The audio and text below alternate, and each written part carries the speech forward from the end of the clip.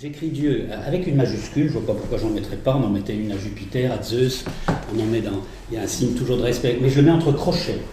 Je le mets entre crochets parce que, comme je vais le dire tout à l'heure, pour moi Dieu c'est avant tout un mot, et on peut se poser justement des questions sur ce mot et l'efficacité de ce mot, mais il y a une certitude, c'est que Dieu est un mot. On ne croit pas que ça existe, cette notion, mais c'est un mot, et ce mot en tout cas il existe diablement et dans toutes les langues. En réalité... Est-ce que nous vivons dans un monde sans Dieu? Je pense, je vais être obligé de parler de mon parcours personnel, parce que je pense qu'il n'y a aucun domaine qui est aussi plein de préjugés, évidemment de croyances et d'illusions, que le domaine religieux. Et donc, je vais me demander, est-ce que moi, je vis dans un monde sans Dieu? Je me dis tout de suite, j'ai 65 ans, je suis né en 1946, je suis de la génération des baby-boomers balayés par la digital generation. Donc je suis de cette génération d'avant le portable et d'avant le numérique, mais je me sers du numérique tous les jours. Et je voudrais savoir qu'est-ce qui reste en moi éventuellement d'une empreinte religieuse, même si je ne me réfère à aucune religion. Donc je vais essayer d'analyser, de faire une espèce d'auto-analyse assez distanciée, avec le plus de rigueur possible, de ce qu'il reste en moi de religion. Et je me propose comme cobaye, si vous voulez, voilà un individu du début du XXIe siècle. Est-ce qu'il vit absolument sans trace de la notion de Dieu? Bon. Mais je vais d'abord définir mon point de vue. Je ne suis pas psychanalyste, et je sais par ma chère cousine que forcément il y a ici pas mal d'analystes, et de psychologues, et de psychiatres peut-être, sans doute aussi, mais je ne suis pas non plus sociologue. Et il y a beaucoup de choses à dire sur la sociologie de la religion. Tous ces domaines me passionnent. Je ne suis pas non plus historien des religions, bien que j'ai enseigné la culture générale dans une école d'art, et surtout les lettres dans 2 lycées de la banlieue parisienne, qui à l'époque ne brûlaient pas encore, mais qui aujourd'hui sont ce qu'on appelle les banlieues dures, puisque j'ai une carrière de 35 ans dans l'enseignement secondaire, pas volontairement dans les banlieues difficiles. Donc j'ai été amené à m'intéresser beaucoup à l'histoire des religions par force, parce que sur le terrain on rencontre des gens de toute origine, je vais en reparler tout à l'heure, mais je ne suis pas pour autant historien des religions. Alors qu'est-ce que je suis? Je me définirais comme un généraliste, exactement comme en médecine, quand on dit un spécialiste ou un généraliste. Il y a d'ailleurs une crise de la médecine généraliste en ce moment, et un abus de la spécialité. Et moi, j'aime énormément cette notion de culture générale, de généraliste, justement dans un monde d'experts et de spécialistes, où on a complètement perdu ce point de vue qui relie les choses ensemble. Je m'aperçois que mon seul lien social, je le dis exprès parce que vous êtes beaucoup de psychanalystes, mon seul lien social, si je l'analyse, c'est l'amitié. Quand vous n'êtes dans aucun parti, aucune idéologie. Donc je ne me reconnais ni dans la gauche ni dans la droite, par exemple. C'est le cas déjà de très peu de gens. Je n'appartiens pas à une religion, aucune, bien que je vais faire état de celle dont je viens. Encore une fois, je ne suis pas dans une corporation. Qu'est-ce qui reste comme lien social à quelqu'un qui est totalement libre de toutes ses appartenances? Eh bien, je vais vous le dire, il reste la famille, si on en a une, et dans la mesure où on considérait que sa famille, soit sa famille d'origine, soit la famille qu'on a pu créer soi-même, est une famille spirituelle, ce qui n'est pas forcément le cas. Je ne vais pas vous faire un dessin sur le nombre d'enfants qui ne partagent rien avec leurs parents sur le plan profond. Et puis les vraies affinités sont souvent justement avec les affinités électives, avec les gens qu'on rencontre. Donc ma vraie famille, au fond, c'est l'amitié. Et donc j'ai un culte de l'amitié. Alors ça paraît boy scout, mais je me suis rappelé des vieilles choses de ma culture de jeunesse, De Amicitia de Cicéron, que je vais citer tout à l'heure, et les plus grands philosophes, Philia, chez Socrate et chez Platon, c'est pour eux le lien social parfait. Le lien, parce que c'est un lien sans compromission, totalement honnête, réciproque, il n'y a aucun calcul et aucune stratégie, ça me convient parfaitement. Et alors je me sens très proche des philosophes artistes, Montaigne par exemple, Voltaire, Rousseau, Diderot, qui étaient au fond des moralistes, au sens ancien.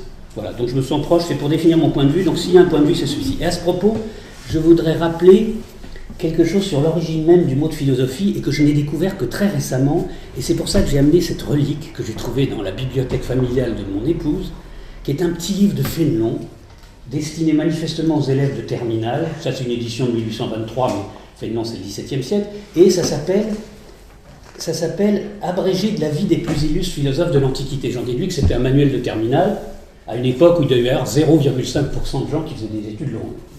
Et donc, dans ce livre de Fénelon, j'ai trouvé une chose qui m'a frappé parce qu'on ne l'avait jamais appris à l'école. En terminale, on vous dit toujours philosophie, bon, Philène, aimé, Sophia, la sagesse. J'aime la sagesse, un philosophe, très bien. Mais là, c'est pas du tout ce qu'il dit.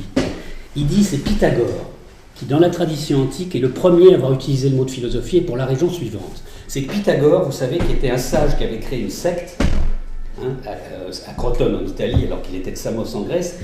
Pythagore avait une intuition extraordinairement contemporaine, c'est que le réel est numérique. Tout marche par nombre. Alors moi je le dis à la façon actuelle, de la culture numérique, le réel est numérique. Et c'est parfaitement vrai, bon, j'ai pas le temps de développer ce point, mais ça mène très vite vers de la haute théologie. Le réel est numérique, c'était son intuition fondamentale, tout marche par nombre, aucun informaticien d'aujourd'hui ne dirait le contraire. Et donc, Pythagore avait une formidable réputation de sagesse. Il ne faut pas oublier que l'Antiquité, comme la société jusqu'au XIXe siècle d'une manière générale, c'est 80 à 90% de gens illettrés, c'est-à-dire de culture orale, et une minorité de gens qui savent lire et écrire. Les gens qui savent lire et écrire, en plus mathématiciens et astronomes, passent pour des savants, des têtes, comme dit le peuple. Alors ils passaient pour un sage. Parce que sage, c'est ce qu'on disait dans la culture orale précédente, des gens qui ont une grosse tête, qui donnent un exemple de vie rigoureuse, etc., qui ont un certain enseignement, voire même un côté visionnaire. Et un jour qu'on disait devant lui, ah oui, qu'il était un sage, il aurait protesté par modestie, et c'est ça que je trouve extraordinaire, en disant, ah non, sage, non, mais j'aime la sagesse. Philosophène, je suis un philosophe, je ne suis pas un sage, je suis un type qui aime la sagesse, pas du tout la même chose. Et tout à l'heure, je serais amené à vous dire que moi, je ne prétendrai jamais être un saint. Mais en revanche, je suis diablement intéressé par la sainteté et j'aime la sainteté. Alors si on pouvait inventer le mot, je dirais je suis agiophile ou philage avec un H. Voilà, je ne crois pas que le mot existe. Mais donc, la philosophie, c'est aimer la sagesse ou essayer de se rapprocher. Ça ne veut pas du tout dire qu'on a la prétention d'être un sage. C'est important cette nuance, parce que déjà se prétendre sage, c'est pas très sage. Je vais, pour essayer d'analyser l'outil qui parle, je vais être obligé de vous parler de mon parcours pour voir quel est mon rapport d'origine avec la religion, pour la raison qu'en général, je l'ai beaucoup vu avec mes élèves, on croit, on s'oppose à la croyance du milieu dans lequel on a été éduqué. Vous tombez dans une famille musulmane, vous devenez musulman. Vous tombez dans une famille chrétienne, vous êtes chrétien. Après, vous pouvez l'abandonner. Mais on n'a pas choisi son système de croyance d'origine, et ça, Dieu sait si les psychanalystes doivent le savoir mieux que personne. Donc, je suis obligé de décrire le milieu dont je viens, ce qui permet de vous donner une idée de mon rapport à la religion par rapport à ça. Parce que je trouve que les discours abstraits sur le religieux, si on ne donne pas ces présupposés, sont extrêmement contestables. Par exemple, je vais prendre un exemple, j'ai beaucoup d'intérêt pour les travaux de Michel Onfray, par exemple, qui défraye la chronique assez souvent. Il est absolument clair que Michel Onfray, qui est loin d'être un imbécile, qui est un philosophe créateur, et qui est un très très gros travailleur, tout ça je le respecte beaucoup, mais il a un compte à régler avec la religion. Et le compte à régler avec la religion, il est très simple, de 10 à 14 ans, on l'a mis dans un collège agricole catholique, vous le savez sans doute, et il a sûrement été très mal traité, puisqu'il appelait ça une fournaise vicieuse, dans ses écrits. Donc il a un sacré compte à régler avec les curés. Alors j'expliquerai pourquoi moi je n'ai aucun compte à régler ni avec la religion ni avec les curés. Si on parle avec ressentiment d'une chose, on n'en parle pas avec le détachement du philosophe. Bon. Donc, de quel milieu je viens? Alors mon parcours c'est très simple, moi j'ai été élevé dans une famille quand même un peu particulière. J'ai été élevé dans une famille d'universitaires catholiques de gauche, respectables, qui étaient très tolérants aussi et très ouverts. Par exemple, ils avaient quantité d'amis qui n'étaient pas du tout catholiques, ce n'étaient pas des gens sectaires, donc tout ça c'est un esprit d'ouverture. Puis, dernière chose, j'ai été élevé à l'école publique, parmi des gens qui étaient de différentes croyances ou sans croyances, donc j'ai toujours été habitué à la tolérance de fait. J'ai cessé de pratiquer et de me revendiquer de la religion de mes parents tout simplement par l'éloignement. À 19 ans, j'étais admis au concours de l'école normale supérieure, je suis arrivé rue d'Ulm. Étant un bon élève discipliné et respectueux de ses parents, j'ai pendant un an encore continué à pratiquer, puisque je venais de là. À l'école normale, ça s'appelle, vous savez, le groupe des Talas, ceux qui vont à la messe, ça vaut son cerveau. Et puis l'été suivant, on a fait un grand voyage avec des copains au Pérou.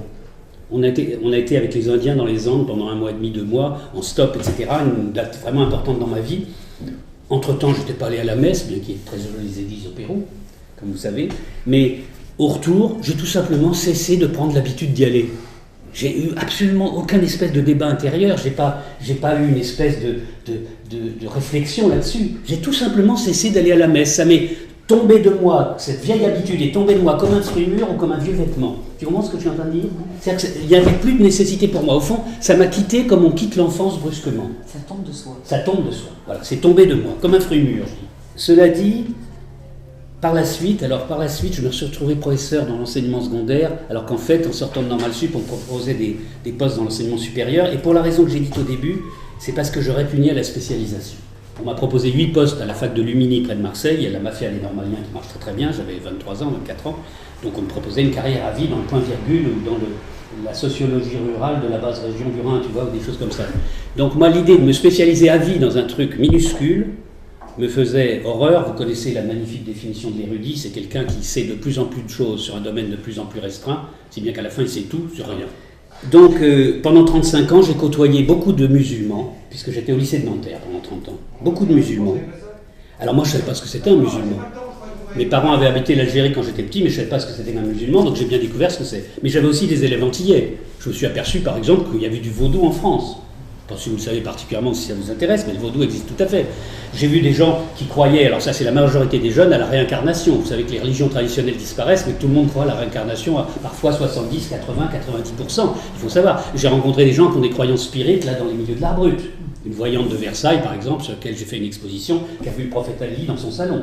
Voilà. Donc des gens comme ça, des croyances de toutes sortes, j'en ai vu beaucoup. Et comme j'étais prof avec la mission morale d'essayer d'enseigner la maîtrise de la langue, le comportement civique et aussi la distance critique sur toute chose, ça m'imposait d'être absolument impartial vis-à-vis de toutes ces croyances, mais dans une limite quand même. Impartial parce qu'on n'a pas humilié les gens sur leurs croyances d'origine, ça c'est très important. Mon père, par exemple, professeur d'université, était obligé par sa religion de croire que Jésus, contredisant les lois d'Archimède, était capable de marcher sur les eaux.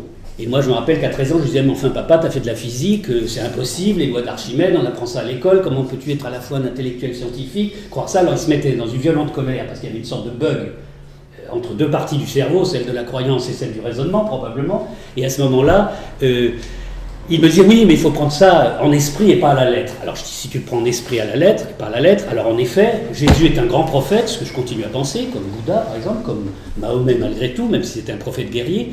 Mais je trouve Jésus plus grand de n'avoir pas ressuscité. Parce que si on me raconte qu'il a ressuscité, je dis là, j'entre dans le discours contraire aux lois de la physique et de la biologie, et donc dans les contes de bonnes femmes. Mais en revanche, si on dit qu'il a bien été tué pour sa croyance, je l'admire d'autant plus que j'admire tous les grands prophètes, tous les grands réformateurs de l'humanité qui sont allés jusqu'à la mort pour défendre des idées pour le bien de l'humanité, ce qui est le cas par exemple de Socrate. Donc Jésus me va très bien comme étant quelqu'un qui a été mis à mort parce qu'il dérangeait la religion de son temps pour faire dans cette religion et dans cette idéologie une ouverture plus grande. Alors, si je me demande maintenant qu'est-ce qu'il me reste de mon empreinte chrétienne, ce qui m'a marqué dans mon enfance, je parle de l'école primaire, mais c'est les histoires saintes qu'on racontait au catéchisme. Par exemple, Saint Paul tombé de son cheval, la conversion de Damas. Ça, c'est pour moi des images qui m'ont marqué à vie. Alors, pourquoi? Je pourrais demander à mon psychanalyste si j'en avais un, ou à ma psychanalyste. On va te le dire. On va me le dire. Pourquoi? Mais c'est un fait que moi, c'est ces choses-là qui m'ont marqué. Il se trouve, pour en parenthèse, que mon ami Jean-Luc a le même parcours que moi. Et effectivement, s'est aperçu l'autre jour qu'on avait été marqué plus par ça que par les histoires profanes qui, théoriquement, marquent les petits-enfants, les font rêver ou je ne sais quoi. Bon. Et alors, je m'aperçois d'une autre chose. Mon prénom, par exemple, qui est un prénom chrétien, m'a marqué. Moi, mon prénom, c'est Laurent. Laurent, c'est pas du tout innocent dans une famille catholique. Laurent, c'est un martyr chrétien des premiers temps. Alors, il y a l'histoire du grill. Il est tellement stoïque qu'il demande qu'on le retourne dans la légende de l'autre côté parce qu'il n'est cuit d'un côté, comme un steak. Mais surtout, c'est pas ça. Pourquoi il a été condamné à mort? Parce qu'on l'a chargé, les fonctionnaires romains l'ont chargé de récolter dans sa paroisse les impôts.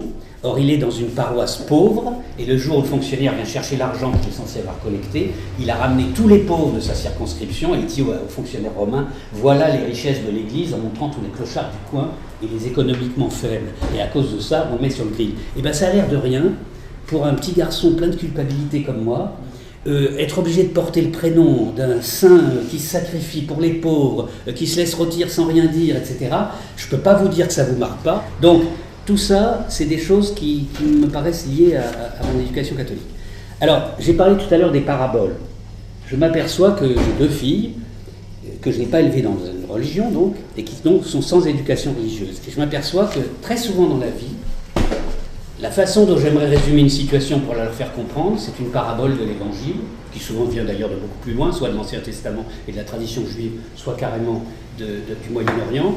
C'est une parabole qui l'exprimait le mieux possible. Par exemple, la parabole des talents, que le maître qui donne un peu à l'un, un peu plus à l'autre et beaucoup au troisième, c'est celui à qui il a le plus donné, qui demande le plus. Que moi je traduisais auprès de mes élèves, si vous avez la chance d'avoir un don, très très marqué, vous avez des responsabilités correspondant à ce don. Si vous avez la chance d'être né dans une famille aisée, vous avez des responsabilités sociales plus grandes que celui qui est né tout au bas de l'échelle. Autrement dit, ce qui vous est donné par les conditions de la nature ou par les conditions sociales, en proportion de ça, eh bien, vous avez des devoirs différents. Tout le monde n'a pas les mêmes devoirs. C'est un vrai problème de fond de la philosophie d'aujourd'hui.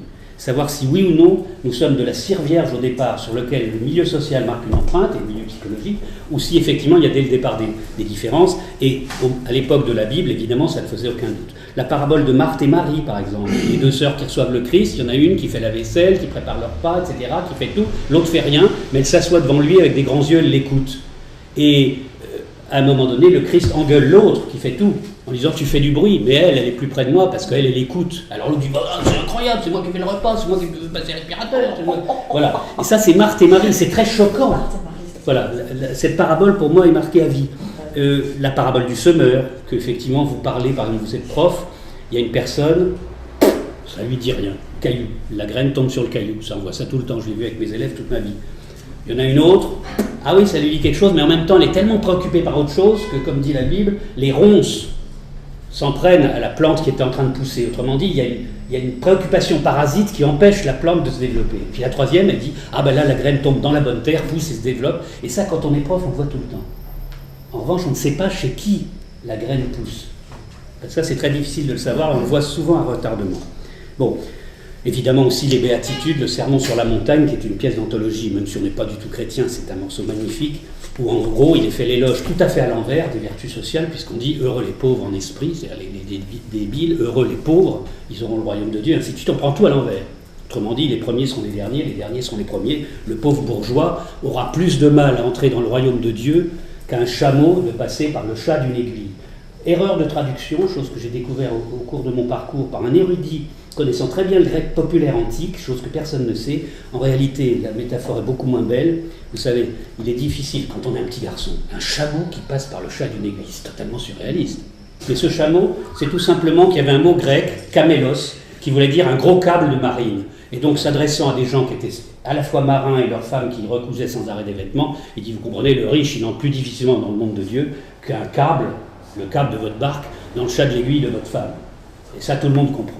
La dernière chose qui me reste de cette éducation chrétienne, je m'aperçois, c'est plus important parce que je vais avancer là-dedans, c'est ce que j'appellerais la posture religieuse.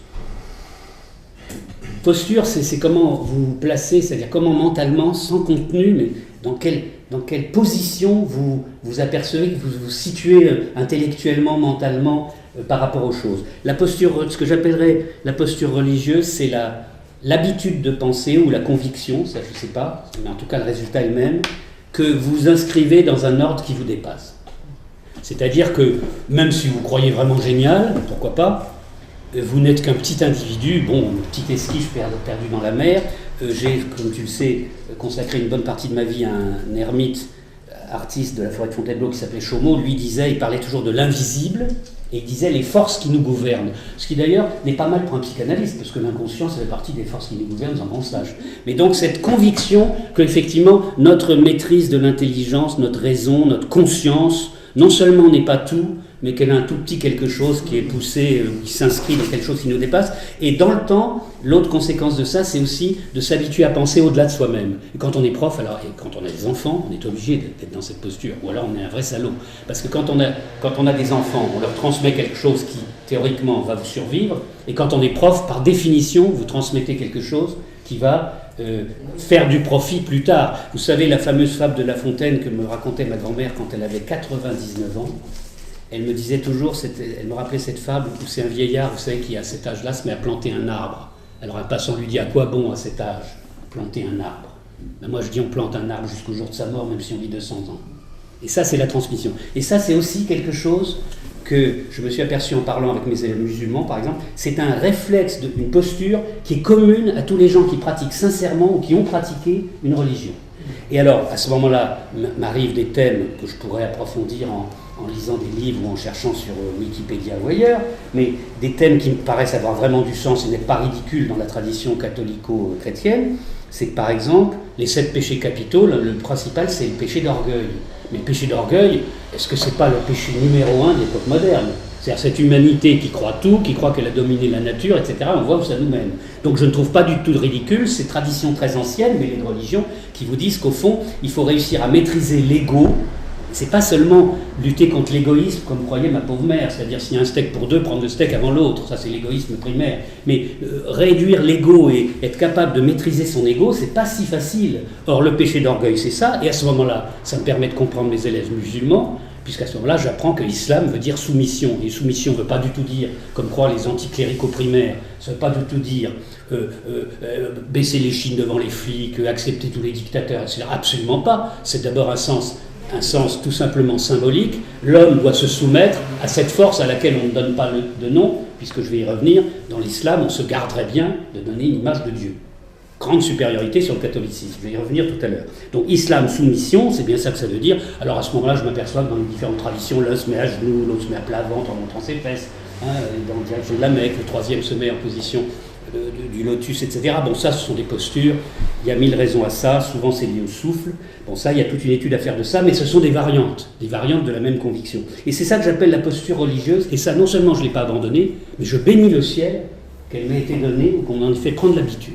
Parce que je vois trop autour de moi à quel point ça empêche de penser, ça étouffe la pensée, les gens qui sont incapables justement de se relativiser eux-mêmes par rapport à autre chose. Puis un dernier point, moi qui suis devenu critique d'art, c'est la grandeur de l'art chrétien. Mes parents avaient une particularité, ils nous faisaient visiter toutes les églises de toute la France et de partout, chaque fois qu'ils se déplaçaient beaucoup.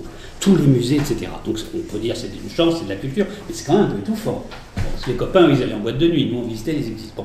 Mais j'ai énormément admiré l'art gothique, mais surtout l'art roman, parce qu'il est plus naïf, plus paysan, plus mélangé. On trouve de l'astrologie sur les tympans, on trouve des croyances populaires, la bête du Gévaudan, une femme qui montre ses seins, comme à Vézelay, parce que c'est la mère abbesse d'une abbaye d'hommes qui s'est bandé les seins pour avoir le droit de devenir mère abbesse en se faisant passer pour un homme. Et un jour, on l'accuse de viol d'une petite paysanne, et pour prouver que ça ne peut pas être elle, elle est amenée à montrer ses seins. Quand vous êtes gosse, 12 ans, vous voyez ça dans une église, c'est ça formidable.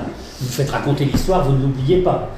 Donc, cette grandeur de l'art chrétien, quand je pense à certaines personnes que je connais qui sont violemment anti-chrétiens, ou violemment anti-religieux, ou violemment anti-cléricaux, je ne peux pas croire que toutes ces merveilles des églises ont été faites une mitraillette dans le dos.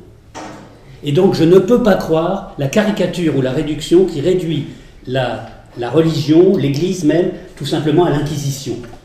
Parce qu'il suffit de faire un tout petit peu d'histoire, on s'aperçoit qu'il y a toujours eu, comme dans les grands corps sociaux, comme dans la gauche, etc., une tendance extrémiste à droite, à gauche, des gens violents, des gens pacifiques. Il y a eu des saints, il y a eu des dictateurs et des gens sanguinaires, des papes épouvantables et des papes qui peuvent être à la limite des saints. Donc c'est une réduction qui m'est même pas insupportable, je la trouve ridicule. Voilà. L'art chrétien, évidemment, était porté par quelque chose comme l'art tantrique, par exemple, comme le grand art asiatique, comme l'art musulman, etc., par quelque chose qu'on ne peut pas réduire simplement à l'obligation de faire parce que les puissants, se servant de la religion pour opprimer le peuple, leur ont fait faire ça. Ça ne peut pas tenir. Alors, je passe très vite sur le point suivant, c'est qu'effectivement, la fréquentation de mes élèves très variés à Nanterre, pour vous donner un exemple, dans une classe de 30 élèves à Nanterre, enfin 25, parce que c'était une ZEP, comme on dit, donc il y avait des effectifs réduits, et heureusement, il pouvait m'arriver sur 24 élèves d'avoir, si je prends la nationalité des parents, puisque tous étaient français, je pouvais avoir sur 24, 14 nationalités différentes, 15. Et c'est sûr, c'est que quand j'arrivais à mon premier cours de l'année en septembre, j'avais par exemple une classe de première S, 24 élèves, la façon la plus courte de dire à mon retour à ma femme ou à ma fille ou à un ami qui j'avais vu, je disais, écoute, il y avait 12 blacks, il y avait 7 rebeux, il y avait un turc et puis il y avait 3 blancs. Et c'est comme ça qu'entre eux, ils se désignent eux-mêmes. Et alors, c'est pas politically correct dans l'espèce de formidable hypocrisie idiote d'aujourd'hui, de dire simplement les gens par la caractéristique la plus immédiate, mais c'était la réalité, c'est comme ça qu'eux-mêmes se désignaient, puisque au lycée de Nanterre, les dernières années où j'y étais, j'ai quitté en 2002, le gros problème était le racisme anti-blanc. Tout ça, j'ai été confronté à ça pendant 35 ans, ça m'a amené à être très attentif et très, prudent aussi. Par exemple, pour le dire à nouveau et plus clairement, je trouve au minimum, sans aller plus loin, extrêmement imprudent cette histoire de couverture de Charlie Hebdo que tout le monde a trouvé formidable. Je trouve ça très imprudent parce que je ne suis pas sûr d'abord qu'on pourrait faire le même genre de plaisanterie avec le judaïsme. Est-ce que vous avez remarqué une chose quand même très curieuse ? On peut mettre un crucifix dans un bocal d'urine, Andrés Serrano, une œuvre dont on a beaucoup parlé, et tout le monde trouve ça formidable, y compris les évêques. Donc un symbole quand même très fort des chrétiens, de leur croyance, le mettre dans un bocal d'urine. Et ensuite, plus ou moins sincèrement, expliquer que c'est une transfiguration de la lumière mystique, etc. Mon œil. Bon, on peut faire des caricatures atroces de Mahomet, plus ou moins rigolotes, etc. Et tout. On peut, du moins en France, Personne n'accusera ça de racisme ou de manque de respect. Mais en revanche, on ne peut pas faire une millième d'une critique quelconque de la foi israélite. C'est impossible. Donc là, déjà, même principe que j'ai énoncé au début, la simple justice, le pas deux poids, deux mesures, impose de trouver que là, il y a quelque chose qui n'est pas normal et d'en chercher les raisons. Donc, j'ai été habitué à être très prudent avec la religion. Par exemple, à Nanterre, je pourrais presque vous dire, si je cherchais dans mes notes, le jour où je n'ai plus eu d'élèves juifs. C'est d'ailleurs terrible, la ghettoisation. J'avais de merveilleux élèves juifs appartenant à la petite bourgeoisie commerçante de Nanterre. C'était souvent les meilleurs élèves. Et il y a eu un moment, c'est lié aux événements en Palestine, etc., où, et c'est normal dans la communauté juive souvent, ils ont quitté parce qu'ils ne se sentaient pas bien dans un monde assez hostile à majorité maghrébine. Et c'est très dommage parce que la ghettoisation, c'est aussi ça. C'est que les communautés ne vivent plus ensemble. Et ça, malheureusement, je l'ai vu à un moment de ma vie et je l'ai évidemment regretté. Mais donc, j'ai fait très attention à respecter, au fond, les croyances de chacun sans surtout pas les humilier dans leurs croyances. Et quand je voyais, par exemple, une petite jeune fille arriver en classe avec le fameux tchador, j'ai jamais eu la burqa et ces choses-là, ça n'existait d'ailleurs pas. Mais j'ai vu des filles avec le fichu, etc. Moi, ça ne me posait aucun problème et heureusement, ça ne me posait aucun problème, c'est même autre chose. Parce que d'abord, ce qui m'amusait, c'est de voir une fille qui affichait comme ça une sorte de piété musulmane, tout en étant en Nike. De même que quand je suis allé dans ma jeunesse à l'enterrement d'un de mes amis kabyles qui s'appelait Areski, et que j'ai vu l'imam, et que de sa djellaba sortait une paire de baskets, c'est amusant parce qu'on se dit, effectivement, ils sont aussi dans la société de consommation, donc les choses ne sont pas ce qu'on croit qu'elles sont en réalité. Mais souvent, quand j'avais une petite comme ça, qui affichait sa piété et tout, d'abord, je ne l'humiliais pas, ce qui n'était pas le cas de beaucoup de mes collègues, il y aurait des histoires terribles à raconter à ce sujet, et d'autre part, d'abord, elle me faisait penser un petit peu à la piété de mes parents dans les années 50. Les femmes mettaient une mantille pour entrer dans les églises, ce qui ne se fait plus aujourd'hui, elles entreraient presque en bikini, mais pas tout à fait. Mais donc, je me disais, bon, c'est les familles qui sont encore assez nombreuses, alors que nous, on a un enfant et demi en France, ou deux, je ne sais plus. Et là, ils ont encore, au début de ma carrière, 13 enfants par famille, à la fin, il y en a plus de 4 ou 5. Donc un peu comme nous dans les années 50 en Europe. Et donc, je me disais au fond, elle ne m'agresse pas, elle est très, très bien élevée, elle est très travailleuse. Et alors, souvent, je faisais comme test un super cours sur Voltaire, par exemple. Et je peux parler de la connivence qu'il y avait entre la fille, j'allais dire masquée, et mes propos sur la libre pensée et sur l'esprit critique. Il n'y avait aucun problème. C'était un faux problème. D'ailleurs, souvent, des jeunes filles qu'on a vues voilées étaient l'année d'avant en mini-jupe ou l'année d'après. Ça, il y aurait aussi beaucoup à raconter sur le fait qu'à un moment de l'évolution de l'adolescence d'une jeune femme de banlieue, par exemple, il peut se poser ça. Attention, il y a 1000 façons de se voiler, il y a des femmes voilées très archaïques. Hein. Je parle simplement des élèves dans les écoles françaises que j'ai eues à cette époque-là. Et donc, pour revenir à ma tolérance par rapport aux croyances, j'ai eu très vite la conviction qu'en gros, alors je vais vous faire de la sociologie à l'emporte-pièce. Hein, j'ai bien dit que je n'étais pas sociologue. Je dirais que s'il y a 10 ou 20% maximum de gens qui sont aptes à faire des études supérieures, attention, je ne dis pas qu'ils sont plus intelligents que les autres, qui se réaliseront dans des études supérieures. Moi, je suis autour de 10 ou 15% à peu près, par des sondages que j'ai faits tout au long de ma carrière. 80% des gens ne sont pas dans une culture d'exigence scientifique, sont plutôt dans l'ordre de la croyance, et d'une façon ou d'une autre, partagent les croyances de leur génération, de leur époque, que ce soit aussi bien les modes de la télévision ou les modes vestimentaires que tout le reste. Autrement dit, je ne crois pas à cette illusion des intellectuels que tout le monde pourrait devenir Voltaire ou que tout le monde, 100% d'une population, pourrait devenir un intelligent rationaliste qui ferait l'analyse scientifique des déterminants de ce qu'il est. C'est pas vrai, on n'y arrivera jamais. Il y aura toujours ce qu'autrefois on appelait élite, c'est-à-dire un petit nombre de gens lettrés, et le peuple, et seulement aujourd'hui, ce qui est le problème d'aujourd'hui, c'est comme on a alphabétisé tout le monde, cette différence fondamentale qui, à mon avis, ne change pas, est masquée par un vernis d'alphabétisation générale, extrêmement superficiel d'ailleurs, mais ça serait un long problème à analyser, mais ça j'en ai eu une conviction de terrain tout au long de mon existence. C'est-à-dire que c'est absurde d'essayer de faire un grand raisonnement scientifique à 80% des gens, ils ne suivront pas, ils ne sont pas faits pour ça, je ne mets aucun critère de valeur à ça. Et moi qui défends l'art brut, c'est-à-dire l'art des illettrés et des autodidactes, c'est pas moi qui vais dire que c'est un art inférieur à un autre. C'est différent, c'est pas pareil. Mais des gens vraiment scientifiques, donc qui peuvent avoir une approche de Dieu ou de la religion d'une façon rationnelle et rationaliste, c'est une minorité de toute façon. Et ce sera toujours une minorité. Donc je me dis, il faut bien des croyances pour la masse des gens. Malheureusement, moi, mon drame personnel, c'est que comme je ne partage pas ces croyances, je me sens donc très seul. C'est une des raisons aussi qui me fait penser que les gens qui ne partagent pas ces croyances sont une minorité, pas une majorité. Si je me sentais en majorité, je n'aurais pas ce discours.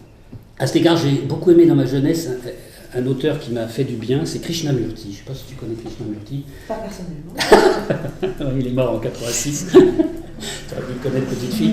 Krishnamurti, c'est un fils de brahman hindou qui a une carrière internationale. Il est mort en Californie, mais c'est un homme qui, dans sa jeunesse, avait été repéré par, j'allais dire, une secte de théosophes et qui s'était absolument convaincu que ce jeune homme, qui était extrêmement beau, qui avait un regard extraordinaire, était le nouveau messie qu'attendait leur secte. Or, ils ont, comme c'était un garçon qui était dans une famille très modeste, ils l'ont pris en charge, ils l'ont éduqué, et puis ils en ont fait le gourou de leur secte, une secte théosophique. C'est extrêmement intéressant à étudier dans le détail.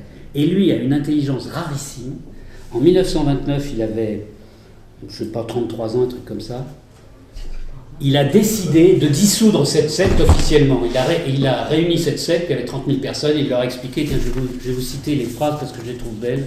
La vérité est un pays sans chemin, que l'on ne peut atteindre par aucune route, quelle qu'elle soit, aucune religion, aucune secte. Vous devez être votre propre enseignant et votre propre disciple. Voilà. Et puis il a déclaré dissoudre sa secte, et il est parti, et le restant de ses jours, il a enseigné, surtout par des livres et des conférences dans le monde entier. Il avait comme caractéristique de ne jamais rester plus d'1 mois dans le même pays, pour matérialiser le fait qu'il était citoyen du monde. Et c'est un homme qui, moi, dont les livres m'ont fait beaucoup de bien à une certaine époque assez critique de ma vie, quand j'avais une vingtaine d'années, parce que justement, en gros, j'étais tombé sur un livre qui disait en gros, pourquoi on est souvent mal? Parce que justement à cause de l'ego, on essaye d'être quelque chose, par exemple d'être comme son frère, comme ceci, un modèle quelconque, et n'y arrivant pas, on se croit donc inférieur, on se croit mal. Et si vous inversez la proposition, vous commencez par vous convaincre que vous n'êtes rien, mais que personne n'est quelque chose, là ça va beaucoup mieux. Dubuffet, sur lequel j'ai écrit un livre, disait ça autrement, il disait pendant très longtemps j'ai vécu dans le doute et je me croyais la plus misérable crotte de chien, jusqu'au jour où je me suis aperçu que tous les autres également étaient des crottes de chien. Voilà, je trouve que c'est très sain comme éducation, et Krishnamurti plus subtilement m'avait fait comprendre cette façon de voir les choses qui fait qu'on finalement on respire. Voilà, on ne se sent pas pris dans la concurrence des modèles et dans la nécessité de faire aussi bien ou mieux que le voisin. J'étais dans une famille, comme beaucoup de familles, extrêmement concurrentielle, ce qui est désastreux sur le plan d'éducation. Bon, alors, très vite maintenant, je vais dire quelques remarques maintenant sur des notions, ce fameux mot. D'abord, Dieu, que j'écris donc entre crochets, j'ai une seule certitude, je ne sais pas si ça existe, si ça recouvre quelque chose, déjà c'est que c'est un mot. Mais c'est pas rien de dire que c'est un mot, parce que ce mot a une action. Je dis c'est un peu comme le mot génie, que moi j'utilise encore, alors qu'aucun psy ne l'utilise presque jamais. C'est très difficile de se débarrasser du mot génie, même si ça n'existe pas, même s'il faudrait le dire autrement. C'est un mot qui existe et qui, quand on le chasse par la porte, revient par la fenêtre. On voit un truc vraiment extraordinaire, tout le monde dit « c'est génial ». Ça veut bien dire que c'est quand même, ça va plus loin que ce qu'on s'attend à voir. C'est hors norme. Et donc, le mot Dieu, même les pires athées, il leur arrive, il leur a échappé une prière, ou de leur échapper un Inch'Allah, ou un grâce à Dieu, ou merci, ou des choses comme ça. Donc c'est très difficile de se débarrasser de ce mot et de cette empreinte. C'est comme si on avait besoin, même si ça n'existe pas, d'une notion comme ça. Parce que rien que ça, sur le plan psychologique, ça aurait une forme d'existence. Moi, quand j'ai élevé mes filles, j'ai 2 filles, chacune, j'avais inventé un personnage imaginaire. L'un, c'était un petit fantôme qui était dans le placard de la cuisine entre la farine et le sucre, qui s'appelait Bedu.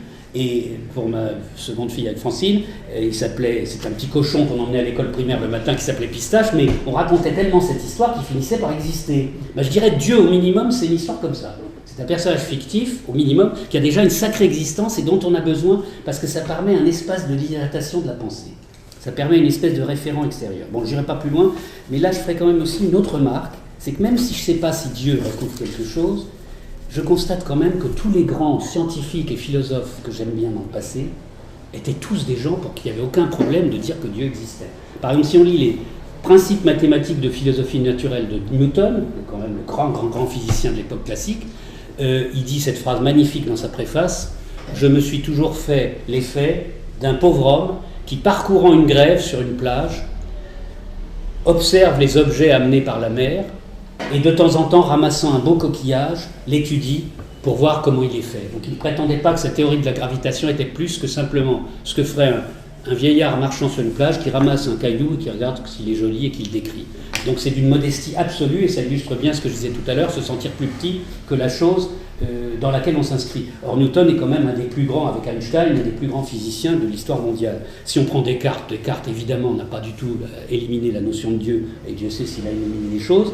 Si on prend Platon, Socrate, etc., tous se réfèrent à Dieu. Et l'athéisme, au sens vraiment la revendication de dire il n'y a pas de Dieu, c'est complètement moderne. Il y a la révolution industrielle. C'est au XVIIIe qu'il y a eu les premiers athées déclarés. C'est Diderot en France, mais pas Voltaire, vous savez, pas Rousseau, pas Montesquieu. Et cet athéisme est donc très marqué dans le temps. Bon. Alors, une deuxième chose, comme j'ai été élevé catholique, j'ai les images catholiques dans la tête, et les images de cet art chrétien que je vantais tout à l'heure.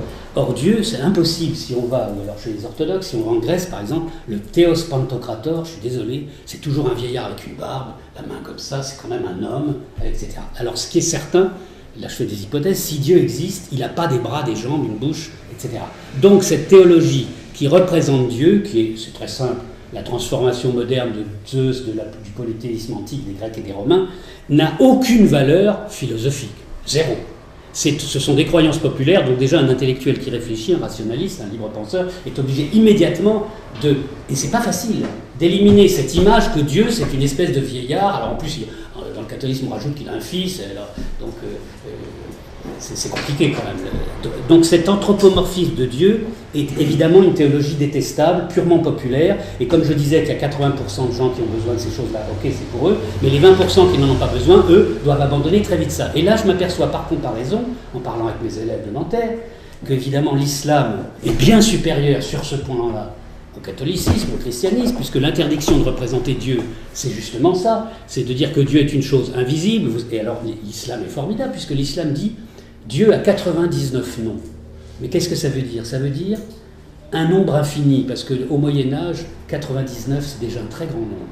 On va passer aux centaines, et dire que Dieu a 99, par exemple, il est miséricordieux, il est aussi impitoyable, il est infini, il est parfait, il est tout-puissant, etc.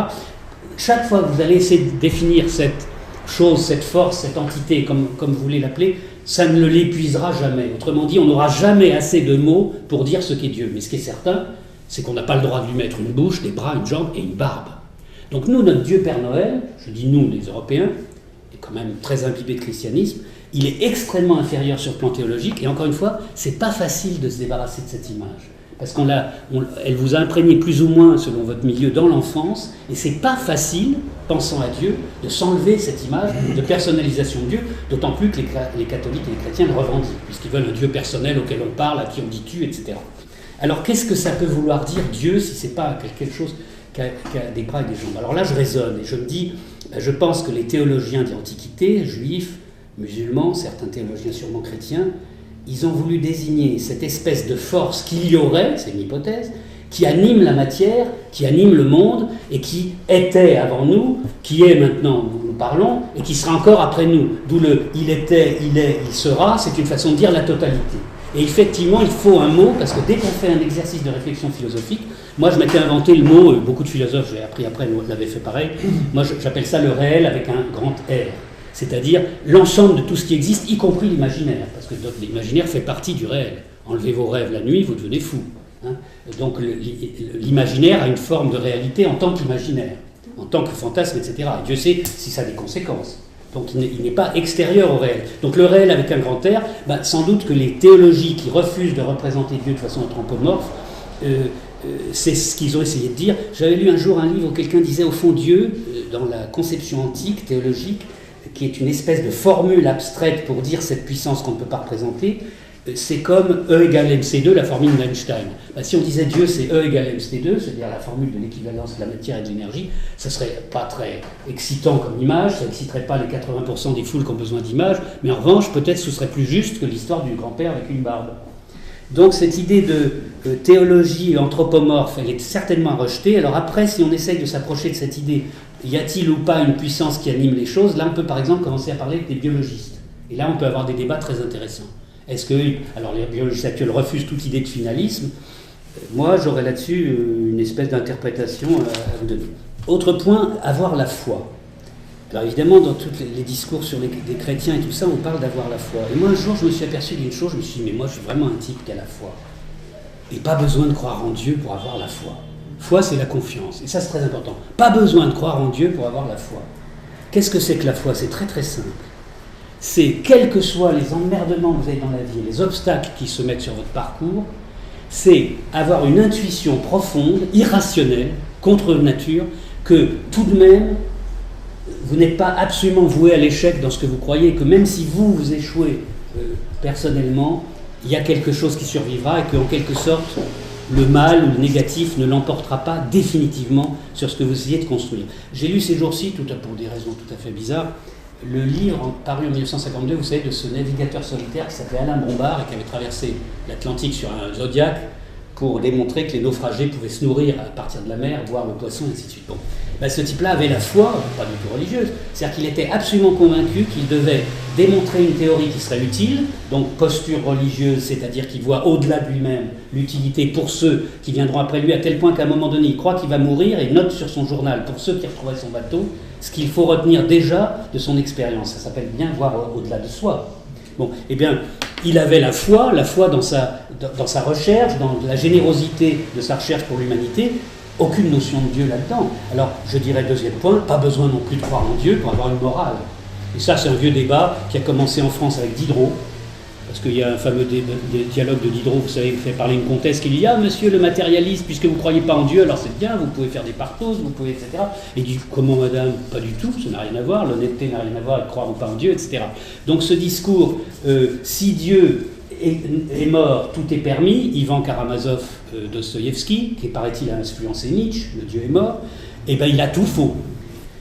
Je parlais un jour avec mon beau-père, le père de madame, qui est un homme extraordinaire, très inspiré, et qui a eu une enfance épouvantable, une jeunesse épouvantable pendant la guerre. Il a été prisonnier en Pologne, etc.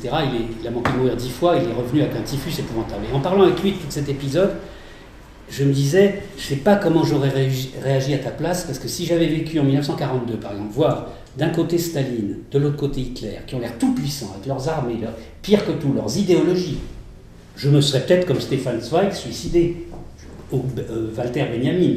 Peut-être je me serais dit, mais là vraiment, le mal l'emporte. Et je me disais, mais pourquoi le mal ne l'a pas emporté? Je fais exprès de parler comme dans la bande dessinée, le bien et le mal. Pourquoi le mal ne l'a pas emporté? J'ai une révélation, je ne sais pas comment dire autrement, et elle ne m'a pas quitté depuis, mais c'est très simple, le mal n'est pas créateur. Voilà. Le mal peut être très pervers, très inventif dans la destruction, il n'est pas créateur. Et le fait qu'il y a quelque chose de créateur dans l'homme ou dans le monde, c'est à un cheveu de différence qui fait, non pas que le bien triomphe, le bien ne triomphe jamais, mais qu'il ne perd pas, ce qui n'est pas pareil. Parce que le mal, jusqu'ici, par exemple, l'application que je fais aujourd'hui, c'est que si notre planète va très très mal sur le plan écologique, sur le plan culturel, sur le plan politique, sur le plan... sur tous les plans, en fait, tous les indicateurs sont au rouge, eh bien, je n'arrive pas, homme de foi et persuadé que le mal ne peut l'emporter, je n'arrive pas à croire que c'est effectivement la catastrophe qui va l'emporter. Je ne pense pas. Je pense qu'il faut effectivement lutter pour empêcher que la catastrophe l'emporte, mais franchement, essayez de vous mettre dans le contexte. Hitler plus Staline, il ne restait pas grande place pour la liberté humaine. Hein. Et donc, il y avait de quoi vraiment désespérer. Et donc, bon, la foi, ça n'a rien à voir avec la croyance en Dieu. Enfin, si Dieu existe, je fais toujours ça, autrement dit, si cette puissance qu'on ne peut pas nommer, qui agit dans la matière existe, pour moi elle ne peut être, pour prendre des termes de philosophie, qu'une puissance immanente. C'est-à-dire, c'est ce que croient les bouddhistes. Les bouddhistes vous disent, ils ne parlent pas de Dieu, puisqu'il n'y a pas de notion de Dieu dans le bouddhisme, ce qui est beaucoup mieux d'ailleurs, ils s'en passent, mais ils disent c'est cette puissance qui fait pousser vos ongles et pousser vos cheveux. C'est une façon de dire qu'il y a une puissance vitale qui vous anime. Donc si Dieu existe, pour moi c'est une chose qui est dans la matière et qui l'incarne et qui la fait vivre. Et d'ailleurs, quand je m'intéresse à la philosophie des sciences, j'aime bien dire que la physique étudie la matière inerte, mais animée de mouvement bien sûr, et que la biologie étudie la matière vivante, et que les sciences humaines étudient la matière vivante pensante, douée de langage. Mais c'est bien la matière vivante, la biologie. C'est bien de la matière. Il n'y a aucune antinomie entre l'idée de vie et de matière. Pendant très longtemps, il y a une aporie philosophique là-dessus. Il n'y a pas lieu d'être. La matière est animée de l'intérieur, donc je le vois comme une immanence et non pas comme une transcendance. Et j'en arrive à vous expliquer, encore plus naïf, comment j'essayais de donner une idée à mes petits élèves musulmans et athées, mes preuves de l'existence de Dieu. Voilà. Alors là, vous allez avoir les preuves de l'existence de Dieu par un grand naïf. Et je me suis aperçu après coup que ça rejoignait Spinoza, que je n'avais jamais lu. J'avais devant moi souvent des petites musulmanes, extrêmement bien élevées, c'est déjà pas mal, très respectueuses de tout, pas du tout prosélytes, mais qui étaient capables de dire en public, par exemple un jour, vous savez, nous, monsieur, les musulmans, on n'a pas peur de la mort. Et vous expliquez avec un joli sourire, ben non, nous on pense qu'on est sur la terre pour faire notre passage, et puis que si Dieu nous rappelle, etc. Et tout. En 35 ans d'enseignement, je n'ai jamais eu un ou une élève qui a revendiqué comme ça son christianisme. Je n'en ai jamais vu un chrétien, il y en a pourtant certainement, j'en ai jamais vu. J'ai vu des gens qui revendiquaient au contraire leur hédonisme, leur athéisme, etc. Mais j'ai vu des petits musulmans, en général des filles, souriants, sûrs d'eux, sans arrogance, me dire des choses aussi touchantes que, vous savez, nous, on n'a pas peur de la mort. Voilà. Et j'avais envie d'expliquer pour moi ce qui me gêne terriblement intellectuellement, c'est la contradiction qu'il y a à croire que l'univers est le fruit du hasard. Je ne l'ai pas dit, mais mon frère aîné est un biologiste. Quand j'essaye de tenir le discours que je vais vous faire maintenant, Francine en était témoin, il est prêt à m'étrangler, c'est-à-dire qu'il ne peut même pas l'entendre, non pas le contredire, l'entendre. Or, les biologistes, un grand nombre d'entre eux aujourd'hui, se réfèrent à des choses comme le hasard et la nécessité de Monod, tous ces débats, c'est-à-dire pour eux c'est évident qu'il n'y a pas de finalité dans la matière, que tout ça sont des molécules, etc. Et donc ils ne peuvent pas supporter l'idée qu'il y aurait une intelligence extérieure à l'homme qui animerait tout ça de façon immanente. Alors voilà ce que j'essayais de dire à mes élèves pour leur montrer comment je trouve une contradiction dans l'idée que le réel serait le fruit uniquement du hasard. Voilà, j'ai dit quand vous avez devant vous une œuvre d'art extraordinaire, prenez un tableau. Ou alors quand vous ouvrez votre ordinateur, votre petit iPhone, pour mettre par exemple 4500 morceaux de musique que vous écoutez tous les jours dans le métro. Vous êtes obligé de vous dire quand même, j'étais pas très fort mes élèves dans le point de vue scolaire, vous êtes obligé de vous dire quand même, les ingénieurs, les mathématiciens, les scientifiques qui ont mis ces bécanes au point, ils touchent, comme on dit, ils sont quand même forts. Puis même peut-être vous allez dire, ah, ils sont quand même franchement géniaux ces mecs-là, parce que moi d'un clic de souris, je touche une icône, puis paf, il y a un film qui arrive, puis d'un autre, j'entends de la musique, puis je peux écrire. Quand même, alors moi je leur disais souvent, vous voyez, si vraiment la vie était bien faite, je leur disais ça vers le mois de février-mars, quand ils commençaient à me connaître, pas au début de l'année. Ils seraient demandés à changer de classe. Donc je leur disais, vous voyez, moi quand j'ouvre mon ordinateur le matin, je suis un simple utilisateur, je ne comprends rien comment ça marche à l'intérieur, mais je suis utilisateur. Au fond, j'aurais parfois envie de me mettre à genoux et de faire une espèce de prière de remerciement à ces équipes d'ingénieurs et de mathématiciens qui ont mis au point cette bécane qui, moi, me permet d'écrire, de faire un site internet, de diffuser des choses, parce que quand même, ils sont très très forts. Et puis quand on voit un très grand tableau, on se dit c'est quand même génial, une musique qu'on adore ou un film formidable. Donc, quand c'est une œuvre créée par un homme ou des hommes, on dit c'est génial. Et puis quand on vous dit que votre cerveau, qui est l'organe ou l'objet de la nature, de très très très loin le plus complexe, le cerveau humain, chaque année, on change le nombre de neurones qu'on estime dans le cerveau, c'est par milliards. On en est à 32 milliards actuellement, mais ça, ce chiffre n'est absolument pas fiable. En tout cas, c'est énorme. Et puis on vous dit, oui, mais chaque neurone du cerveau a à peu près la complexité, à lui tout seul, d'un petit ordinateur miniaturisé. Autrement dit, le cerveau, qui n'a pas été fait par l'homme, fait par la nature, serait 1000 fois plus extraordinaire que la plus extraordinaire des œuvres humaines dont nous disons c'est génial. Et là, non seulement on s'en étonnerait pas, mais on dirait c'est le hasard, c'est le fruit du hasard. Je trouve qu'il y a une contradiction de raisonnement. Et à ce moment-là, je me tournais vers mes petites musulmanes et je disais, pour vous, c'est pas une contradiction, c'est facile. Vous croyez en Allah, donc vous dites, bah oui, c'est normal. L'homme, il fait l'ordinateur, mais Allah, il a fait mon cerveau.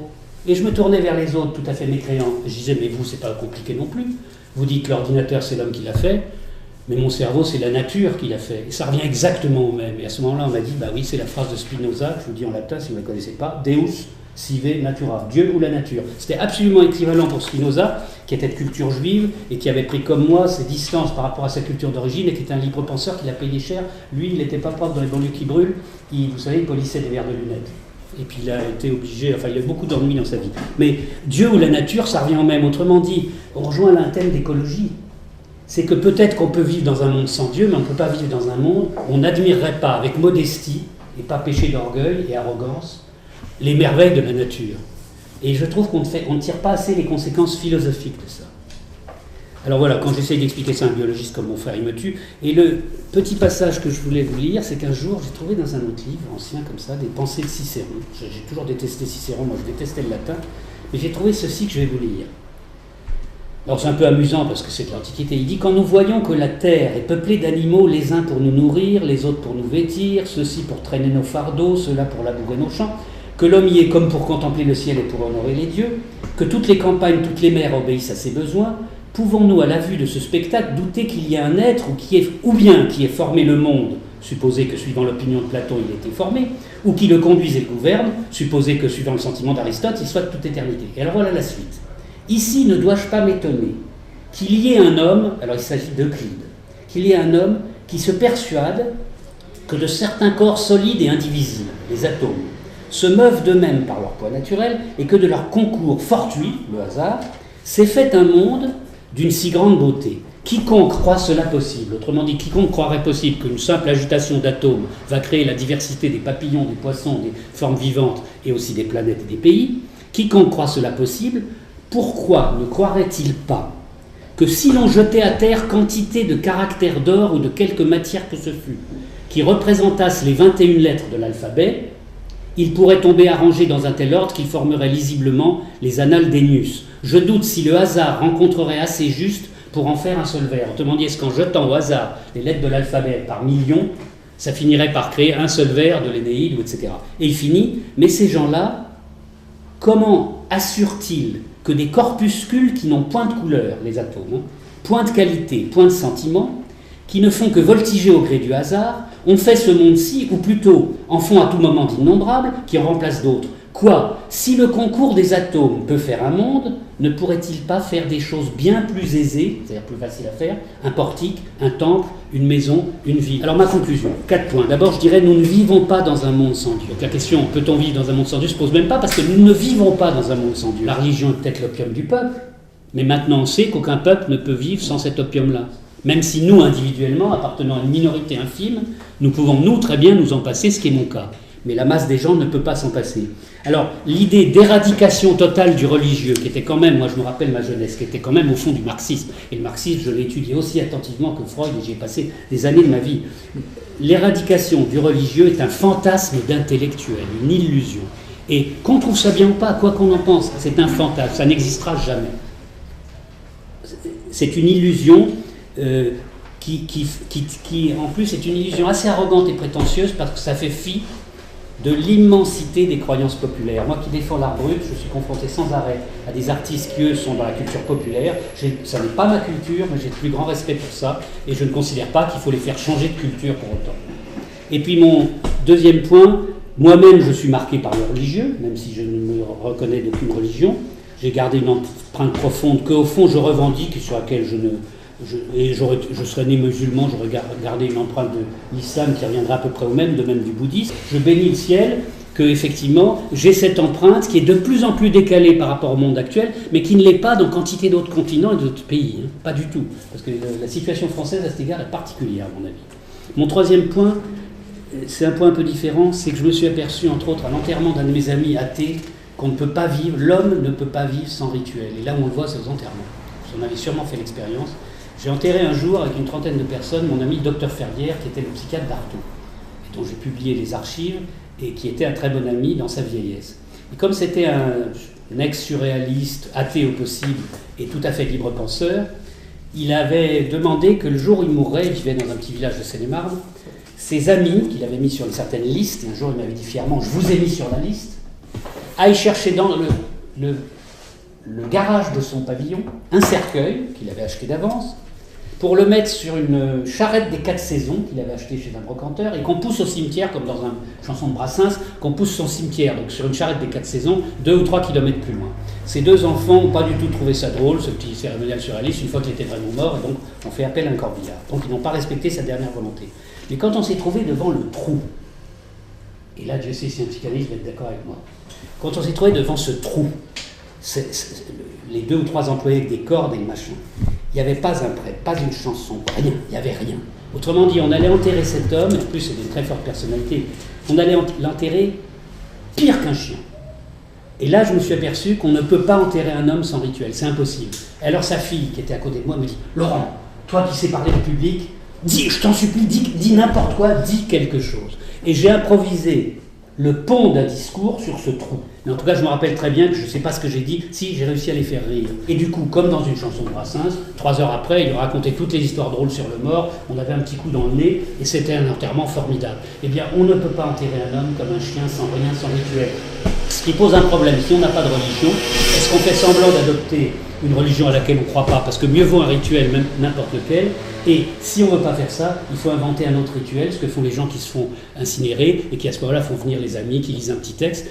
Bon, et dernier exemple, et je m'arrête là, j'étais beaucoup trop long, Je finirai par une citation de la Bible, puisque je suis imprégné d'histoire biblique. C'est la très célèbre citation de Matthieu, je crois, qui dit, regardez cette chose, voilà une des choses qui m'a marqué, « Nul ne peut servir deux maîtres à la fois, où il haïra l'un et aimera l'autre, où il s'attachera à l'un et méprisera l'autre. Vous ne pouvez servir Dieu ou l'argent. » Aujourd'hui, on a cru pouvoir éliminer Dieu, on n'a plus que l'argent, et vous voyez où ça nous a mené. Merci, Laurent. La psychanalyse, justement, comment dire, si elle a une fonction dans l'actuel, c'est bien d'affirmer que on n'a pas le dernier mot, contrairement au discours scientifique, sur la sexuation, sur la naissance, sur la mort, enfin tout ce qui nous confronte à l'inconnaissable. La mort est un signifiant sans signifier. C'est-à-dire qu'on peut la nommer, on peut dire la mort, mais on ne sait pas ce que c'est. Quand on la nomme, on y est. C'est-à-dire que, je veux dire, on y est alors qu'elle n'y est pas, et quand on n'y est plus, on ne peut plus en parler. Voilà. Donc, c'est justement quelque chose qui ne fait pas sens, au sens d'une disjonction entre signifiant et signifié. Voilà. Donc ça, c'est important. Donc, c'est à cet endroit-là, aux endroits justement du hors-sens, c'est-à-dire de ce qui ne peut pas se savoir, de ce qui ne peut pas se définir, au sens de l'énigme radicale, que le rituel est requis.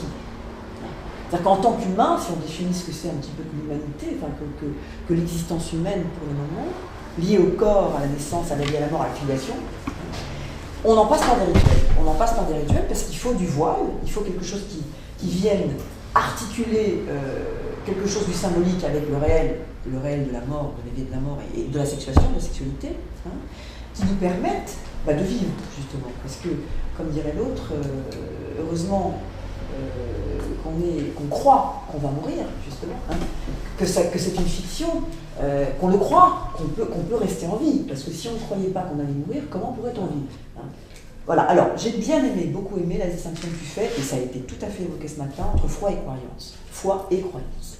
Évidemment, c'est pas la même chose. Pour dire autrement ce que tu as dit, tu as posé la foi du côté irrationnel. La croyance, c'est du domaine du discours. On a des croyances qui sont différentes à chaque époque. Le domaine de la culture. Oui, voilà. On est dans des structures de fiction, de discours, voilà, on est pris par des idéologies, bon. Et ça, c'est du domaine de la croyance. Donc c'est des voiles du côté de la croyance, de fiction, et la foi est d'un autre ordre. Tout à fait différent. Et pour reprendre la question de Dieu, pour les psychanalystes, Dieu, l'existence de Dieu ou pas l'existence de Dieu, la question ne se pose pas à cet endroit-là. La question, c'est que ça a une fonction. La fonction de Dieu, elle est opérante, elle marche, elle est du côté justement de l'insu, de l'inconnaissable, de l'énigme. Et pour les psychanalystes, et Lacan le disait aussi, Dieu, c'est du côté de l'inconscient. C'est pas du côté d'une consistance particulière. Savoir s'il a existé ou pas, le prophète a existé, oui, d'accord, mais ce qui compte, c'est comment c'est opérant psychiquement. Voilà. Comment ça rentre en fonction c'est ce que j'ai dit en parlant de mon personnage imaginaire. Voilà. Comment ça va rentrer en fonction de notre psychisme comme autre, c'est-à-dire comme un autre que nous, comme une fonction qui assure du tiers tout simplement. C'est-à-dire qui va exister comme un autre, et ce matin il y a eu des choses qui étaient dites à ce propos, c'est-à-dire comment peut-on vivre sans penser qu'un autre nous pense. C'est ça la question. C'est-à-dire un autre, c'est-à-dire une fonction tierce, parce que Dieu c'est ça, la fonction de Dieu c'est ça, pourquoi on s'appuie dessus, c'est parce qu'on imagine que Dieu pense à nous, ou nous aurait pensé, ou nous aurait créé, ou à un autre. Alors ça peut être de la mer, ça peut être du Dieu, ça peut être la science, ça peut être de la science. Actuellement, la fonction autre, l'alter, enfin l'autre, avec un grand A, c'est assuré par de la science, par le discours de la science, voilà. Qui nous pense, vous remarquerez bien. Et on a foi en ça, enfin je veux dire, on y croit en tout cas. La question de tenir, parce que finalement, dans la façon dont tu t'y es pris, pour ramener la question de Dieu, qui est manifestement encore une fois, très énonciative, c'est-à-dire que tu pars vraiment de ton jeu à toi. Avec ton je l'ai revendiqué. Non, mais attends, c'est pas une critique. Je ne reprends pas du tout, c'est pas une critique. Why not? J'ai dit. J'aimerais bien que chacun en fasse autant. Non, mais c'est ton mode, justement. C'est ton mode à toi. Et tout le monde n'en fait pas autant, et il n'est pas obligé d'en faire autant, comme tu disais. Il y a plusieurs abords, il y a plusieurs manières de s'y prendre. Et je pense que c'est une manière tout à fait parlante par rapport à une position dont tu as parlé aussi en ce qui te concerne, par rapport au groupe. Parce que la question, c'est comment on se positionne, quelle est la posture par rapport au monde et par rapport au groupe. Voilà. Et il y a des positions plus ou moins solitaires. Et c'est tout à fait flagrant ce que tu dis. C'est-à-dire que, comment dire, le religien, enfin, moi je reprends l'étymologie du terme religion, que je distingue du religieux, c'est pas la même chose, eh bien c'est quand même ce qui relie les gens. Le religiens, voilà. C'est-à-dire que tout d'un coup on va appartenir au même mythe, un groupe social va se reconnaître dans un même mythe qui vient nous raconter le réel, qui vient nous dire quelque chose de l'origine, nous mythifier, voilà. Comme le trou de tout à l'heure, comme le trou de l'enterrement. Bon. Donc, on fait corps et groupe à partir de là. Voilà.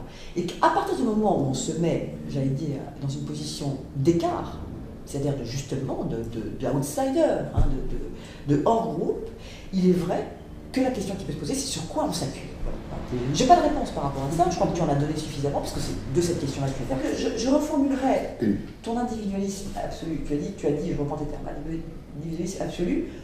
Moi, je parlerai je vais trouver ça formulé à ma façon, je ne sais pas si tu vas être d'accord, comme une singularité farouche.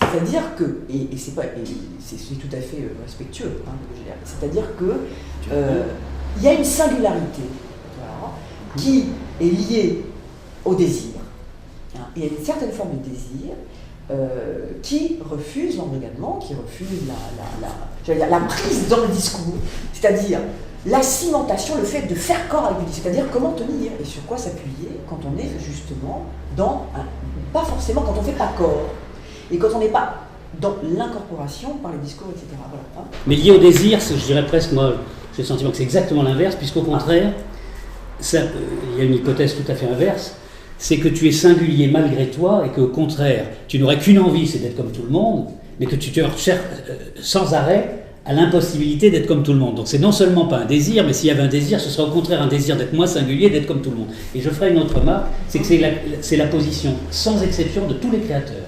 Tu prends un grand artiste, par exemple, qui fait de la musique, au début de son œuvre, alors quand il est reconnu, c'est différent, parce qu'après il y a un écho social. Tant qu'il n'a pas d'écho social, il est dans la position du fou, parce qu'il est seul à être dans son monde et à le développer, et c'est dès qu'il a le premier auditeur qui lui dit que c'est pas si mal, qu'à ce moment-là, il n'est plus fou. Et le créateur est très proche du fou au début, parce que s'il n'a pas d'écho social, il développe un monde qui est nouveau, et donc que les autres ne comprennent pas. Et c'est pas du tout son désir, ça je suis pas du tout d'accord avec toi, je connais bien sûr ce discours psychanalytique, je ne crois pas du tout, c'est pour moi pas du tout un désir, pas du tout, c'est un fait de nature avec lequel il faut apprendre à vivre presque comme un handicap. C'est peut-être mon tour dialectique, j'ai tendance à penser l'inverse de vous. Par exemple, vous dites 97% des gens ont besoin d'images, 3% n'en ont pas besoin. Je pense exactement l'inverse. Il y a 3%, c'est-à-dire d'entre nous, qui ont besoin des images, et 97% n'en ont strictement pas besoin. Alors ça, c'est une première approche. Vous dites ensuite, vous reprenez le mot de Dostoïevski, si Dieu est mort, tout est permis. Moi, je pense que c'est le contraire. Si Dieu est mort, rien n'est permis. Non, c'est le mot de Dostoïevski, d'Ivan Karamazov, son personnage. Oui, mais c'est un mot qu'écrit Dostoïevski sous la plume de Dostoïevski. Je pense que non, on peut le lire comme ça, mais en fait, c'est le contraire. Si Dieu est mort, rien n'est permis. C'est-à-dire que la possibilité s'évanouit même du choix et de la déviance, par exemple. Alors, vous dites le mal, j'ai plusieurs petites questions. Vous dites pourquoi le mal ne l'a pas emporté, mais le mal l'emporte tout le temps.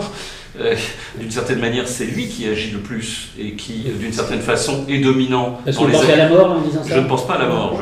Je pense à la violence des êtres humains contre eux-mêmes, contre leur milieu, contre la culture, dans toutes ces instances. La destruction des corps, la destruction de la culture, la destruction des modes d'échange. Et puis, on pourrait vous rétorquer que penser bien mal, finalement, c'est une vieille théologie zoroastrienne, et qu'on pourrait peut-être sortir de ça. Il y a de la violence, il y a de l'intérêt, genre une pensée peut-être plus moderne du politique. C'est peut-être pas comme ça qu'il faut la penser. Alors, une dernière question. Sur le hasard, vous dites que le monde est bien organisé. Alors, ce que la science sait aujourd'hui... Bien organisé. Oui, c'est-à-dire qu'il y a une sorte, finalement, d'accord, une sorte d'harmonie naturelle. Je n'ai pas dit que j'ai absolument pas employé ce mot, monsieur. Il y avait une puissance qui anime le monde, je crois que j'ai employé ce mot. D'ailleurs, on disait, on reprochait à Spinoza d'être animiste, et j'ai dit que j'ai sans doute parlé d'une puissance créatrice, parce que le mot, pour moi, fondamental, c'est le mot de création. D'accord. Alors, bon, moi je traduis, créatrice, ça veut dire organisatrice, et finalement, il y a de l'équilibre. Il y a de l'équilibre. Mais alors, ce que c'est la science aujourd'hui, c'est qu'un mécanisme finalisé, même idiot, à partir du moment où il a quelques fonctions finalisées et qu'il interagit avec un milieu, il produit des régularités. Mais que ces régularités, finalement, elles sont juste déterminées par l'interaction de quelques principes finalisés avec un milieu donné. On le sort de son milieu, ça ne fonctionne plus. Donc, si vous voulez, et ces régularités statistiquement organisent les choses. Par exemple, une ruche d'abeilles. Mais il n'y a pas là une volonté créatrice, il n'y a pas là nécessairement une volonté organisatrice, ni même un principe d'animation. Il y a une pure articulation d'une finalité fonctionnelle sur du hasard par rapport aux besoins finalisés d'une organisation. Il y a toujours un minimum de finalité, et ça produit de l'organisation, justement, plus ou moins, parce que ça peut ne pas fonctionner, et la structure peut disparaître. Donc je ne pense pas du tout que le monde soit bien organisé, ni porté par un principe. Je peux vous répondre ici, monsieur a transformé le mot de création en organisation. Bon. Dans les domaines où je travaille davantage, qui est la critique d'art, on parle de création, jamais d'organisation. On ne parle jamais de l'organisation d'un tableau ou d'un morceau de musique, etc. Ce mot n'est jamais utilisé. Parce que le mot d'organisation réduit les choses terriblement. Ça a l'air de dire qu'il y a des symétries, un ordre, etc. La création, c'est absolument pas ça. Il y a une très grande part inconsciente. Il y a des régularités, mais irrégulières, et ainsi de suite. Par exemple, dans l'art médiumnique, qui est un domaine que j'ai très souvent étudié, il y a une forme de symétrie, mais une symétrie à main levée, qui est justement une fausse symétrie, comme dans la nature. Vous prenez très justement l'exemple des alvéoles des abeilles, qui a été pris longuement dans l'histoire de l'abeille et l'architecte et tout ça. Vous avez tout à fait raison. Moi, j'ai travaillé avec un artiste qui s'appelle Chauveau, qui est entouré de 22 ruches, et on a très souvent discuté de ça, parce que l'hexagone de la ruche, effectivement, il est programmé par l'instinct. Depuis que les abeilles sont sur Terre des millions d'années, bien avant l'homme, elles n'ont jamais perfectionné leurs choses. Il n'y en a pas deux pareilles, parce que ça, c'est les circonstances extérieures, la fatigue, enfin le vent, enfin tout ce qu'on veut. Et c'est pour ça d'ailleurs que c'est beau, parce qu'elles ne sont pas comme un tableau de Vasarely strictement identique ou comme un carreau de salle de bain. Mais ça n'est pas créateur, c'est entièrement programmé par l'instinct. Et justement, la création commence quand c'est pas entièrement programmé par l'instinct. Et donc c'est pour ça que je ne reconnais pas. Je trouve que c'est une réduction que vous faites de dire que j'emploie le mot d'organisation. L'organisation n'a rien à voir avec création. Création, c'est beaucoup plus complexe. Et ça, c'est, je trouve, un concept qui mérite d'être développé ou analysé, aussi bien pour poser le problème de Dieu, si cette notion a un sens, que la création humaine. Et là, c'est pas le mot organisation, ça ne convient pas. Mais sur la question que nous sommes 3% à avoir besoin des images, et en fait 97% n'en ont pas besoin. Qu'est-ce que vous en pensez? Excuse-moi, est-ce que tu peux préciser cette réflexion? Eh bien, c'est une position finalement qui est très, très théologique. C'est-à-dire qu'il y a des gens qui croient dans l'image, qui ont besoin, pour se soutenir dans leur existence, d'en disposer, quelle que soit la façon, que ce soit celle du média ou que ce soit celle plus ancienne des icônes. Ou les métaphores dans le langage, besoin de parler par image. Et donc, finalement, ils sont aliénés à quelque chose de l'image. Eh bien, je prétendrais personnellement l'inverse. Mais pourquoi alors? C'est une question qui est très difficile, je ne peux pas la développer. C'est que c'est nous autres qui peut-être prétendons que les images ne vont pas de soi, qui en avons besoin. Ce n'est pas ceux qui pensent ou sont en rapport avec des images qui vont de soi. Je ne suis pas sûr de comprendre, parce que... oui, mais c'est tout ce qui nous sépare. C'est-à-dire là où je dirais que vous avez une pensée théologique de l'image, c'est-à-dire extrêmement chrétienne, extrêmement catholique en certain sens. Je ne suis pas sûr de comprendre ce que vous dites. C'est-à-dire qu'il y a dans le catholicisme un soupçon quant à la croyance du peuple dans l'idolâtrie, que le catholicisme, le christianisme ne parvient pas à renverser. D'où la conservation des images, de la croyance des images. En revanche, nous, intellectuels rationalistes, tout connaissant la théologie, théologien, ça veut dire que ça peut être aussi... un théologien peut être croyant, mais il peut être rationaliste en même temps dans sa croyance en étant théologien. À ce moment-là, il va dire, mais il y a un excès d'idolâtrie dans l'image, disons, dans ce que je vais appeler les classes populaires, si vous me permettez.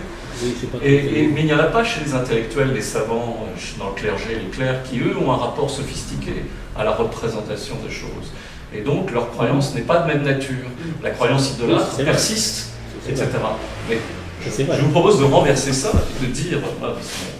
C'est une proposition incitative, si vous voulez, qui est dialectique et contradictoire. C'est de dire que c'est peut-être ceux qui n'ont pas besoin des images qui en ont le plus besoin. Qu'est-ce que vous en pensez? Là, je vois que quand on montre des images aux gens en leur racontant des anecdotes, ça marche très bien. Quand vous entrez dans un long raisonnement conceptuel, parce que moi souvent je préfère, là on les ennuie très vite. Et j'en ai fait l'expérience de terrain pendant 35 ans, parce que quand vous rasez vos élèves dans une banlieue comme celle que j'enseignais, je peux vous dire que vous ne durez pas longtemps. Donc vous voyez que, je crois que les philosophes grecs emploient l'expression parler long, parler court. Le parler court, c'était parler, si je ne me trompe pas, par métaphore, par petite image comme des proverbes, etc. Et ça, très vite, on est compris par les gens, on a un certain succès. Mais entrer dans un raisonnement sophistiqué, comme ce que nous sommes en train de faire, énormément de gens décrochent. Donc si je vous comprends, mais peut-être je ne comprends pas ce que vous dites, si je vous comprends, vous avez l'air de dire qu'au fond, plus de gens ont besoin de concepts, et très peu de gens ont besoin d'images. Bon, une expérience de terrain me dit l'inverse, c'est pour ça que je n'arrive pas à vous comprendre. S'ils entendent des images, c'est parce qu'ils n'en ont pas besoin. C'est nous qui ne les entendons pas et qui en avons besoin. C'est ceux qui sont privés d'image ou qui n'accèdent pas à l'image facilement parce que le sens des images ne les protège pas d'une certaine manière de l'expérience qu'ils ont, l'intelligence du monde où les images s'absentent, qui ont besoin d'images. Ce n'est pas ceux pour lesquels l'image va de soi. Et par exemple, si vous prenez la théologie musulmane, des choses comme ça, on voit bien par nous, dans notre tradition européenne qui est à base chrétienne, les gens étaient très contents d'avoir des vierges partout, par exemple. La Vierge, donc une image d'une dame, et c'est pas du tout abstrait, une civilisation qui interdit de représenter la chose, ça demande aux gens de faire une espèce de gymnastique intellectuelle, et vous ne trouvez pas que la plus grande partie des gens préfèrent les images? Alors attention, c'est ça que je comprends ne pas. réduis pas l'image à l'icône, c'est-à-dire à la représentation figurative sur un support comme la peinture, alors, c'est quoi, etc., ou la sculpture. L'image, je veux dire par exemple, quand un croyant musulman me dit c'est dans le Coran, les sources chaudes, le prophète le savait, et ça a été découvert par la science, il y a effectivement des sources chaudes au fond de l'océan Indien, c'est-à-dire il y a des geysers de chaudes, et bien pour moi c'est une image. C'est-à-dire que le récit métaphorique le récit légendaire est de l'ordre de l'image. Oui, ça revient même, c'est le récit, la métaphore dans le verbe et l'image dans les arts plastiques, mais ça c'est les deux formes, c'est deux domaines différents. Mais là c'est toujours des images. Pas forcément. L'image elle circule à la fois dans le récit métaphorique, à la fois dans la représentation sculpturale, à la fois dans la représentation iconique, mais aussi dans le poétique, au sens dans les métaphores de la langue, si vous voulez. Et je crois qu'on est toujours dans le domaine de l'image. Elle peut aussi être dans l'image télévisuelle, elle peut être aussi dans la photographie. Il y a plusieurs façons d'incarner l'image, dans un certain sens. Oui, mais l'image ne se réduit pas à la représentation picturale. Donc l'interdit sur l'image, telle qu'il peut exister dans ce que l'on croit être la religion musulmane, n'implique pas qu'il n'y ait pas des images qui circulent très profondément dans le texte et les différents modes de récit narratifs qui traversent le Coran, en tout cas dans ce que j'en connais. Oui, mais vous reconnaissez, quand on se représente Dieu comme un vieillard avec une barbe, là c'est bien l'image visuelle, que quand il est blanc plus ou moins dans la tête, ou la Vierge comme une femme en bleu ou je ne sais quoi, et qu'une culture qui au contraire interdit ce type d'image visuelle est très différente. Je ne sais pas. Vous ne pensez pas? Juste Laurent. Je ne sais pas. Cette différence me semble pour moi beaucoup moins stable, si vous voulez, que justement l'interprétation très traditionnelle des religions à représentation et de religions sans représentation, qui me semble justement être très religieuse, très théologique. C'est très lié à la typologie religieuse que la théologie chrétienne a produite sur ce qu'il en est des religions du Dieu unique et du polythéisme et du paganisme. Donc ça me semble beaucoup plus compliqué, cette proposition n'est pas pour moi pertinente, il faut la déplacer justement. Et puis je pense qu'il y a aussi l'interdit sur l'image dans le judaïsme, puisqu'il y a toute une tradition quand même des iconoclastes, enfin, je veux dire, et du veau d'or, enfin, il y avait quand même... là, parce que l'interdiction des images, c'est sur deux plans. Ça vise ou bien la représentation de Dieu, voilà, ou bien, justement, les images au sens du culte et du fétiche, ce qui n'est pas tout à fait la même chose. C'est-à-dire que dans la religion judéo-chrétienne, il y a bien un interdit sur l'image qui fonctionne, et je veux dire, Moïse, l'état de la loi et veau d'or, c'est ça. C'est-à-dire que tout d'un coup, Dieu se met en colère, car il se met en colère contre l'idolâtrie. Et l'idolâtrie, c'est quoi? C'est quand même le culte des images. C'est ça, enfin, je pense qu'il faut aussi préciser ça. C'est qu'il y a aussi dans la religion judéo-chrétienne quelque chose qui touche l'interdit, enfin qui touche, en tout cas, qui fait limite au culte des images. Voilà, c'est juste de préciser. D'accord? C'est pas que du côté des musulmans. Enfin, Et puis, il faut préciser quelle marge l'interdit. Non mais attendez, là, moi je ne faisais pas un débat dialectique comme vous dites, je faisais la différence entre une culture populaire et une que l'est pas. Et comme je suis un spécialiste de l'art populaire actuellement, je vois ça tous les jours, si vous voulez. Et l'art populaire n'obéit pas aux mêmes logiques, n'a pas le même rapport à l'image que l'art plus intellectuel, professionnel. Et ça c'est vraiment... Comment ? L'art populaire, si vous voulez, je vous invite, là, par exemple, la prochaine expo que je fais à Paris dans le 20e, Marcel Storr, un balayeur du bois de Boulogne qui dessinait des églises fantastiques et des villes futuristes clandestinement, qui est mort il y a 35 ans et dont on montre toute l'œuvre. Il ne savait pas dessiner, il a inventé. Alors il croyait, lui, à des choses de science-fiction, il croyait que si on allait voir le président des États-Unis, il viendrait chez lui pour apprendre comment rebâtir Paris quand il aurait été détruit par la bombe atomique. Il avait une culture orale parce qu'il était illettré. Voilà, c'est pas la culture d'université, c'est pas Lacan par exemple, il n'aurait pas tenu 5 minutes ici pour entendre une argumentation de celle que nous avons en ce moment, pas 5 minutes. Donc ça, si vous voulez, moi j'ai enseigné dans un milieu comme ça pendant 35 ans, donc je ne peux pas ignorer qu'il y a cette énorme différence et que disons, je vais dire en m'incluant dedans, que les intellectuels bourgeois, en m'incluant au premier chef dedans, que les intellectuels bourgeois tendent à oublier. Parce que peut-être que justement, ils n'ont pas de lien très fréquent avec les gens représentant cette culture, et puis je pourrais en parler dans d'autres continents aussi, si vous voulez. Pour moi, il est évident dans l'art, en tout cas, ça apparaît aux yeux, quoi. Il y a une culture populaire massive, et il y a une culture d'élite, puisque élite veut dire petit nombre, sans y attacher. Moi, je n'y attache pas de valeur hiérarchique, si vous voulez, puisqu'au contraire, je défends justement cette culture populaire qui a été très longtemps extrêmement méprisée. Je suis même connu pour ça, pour essayer de donner des lettres de noblesse à cette culture populaire. Donc je ne la considère pas comme inférieure, elle est autre. Parce que si vous voulez, je vais vous donner un exemple très terre à terre, par exemple, puisque l'orientation scolaire est très difficile en ce moment, est très mal faite, que c'est une espèce d'illusion fantastique de vouloir que tout le monde aille très loin en fac. Ça, c'est une question compliquée. L'accessibilité, je ne sais pas, ça dépend quel langage on emploie et quelle question on soulève. Je ne sais pas, je ne peux pas répondre en général. Donc, il peut y avoir une accessibilité profonde de questions très difficiles finalement, chez des gens peu instruits ou disposant de moyens linguistiques et conceptuels limités. Ils n'en sont pas forcément inaccessibles.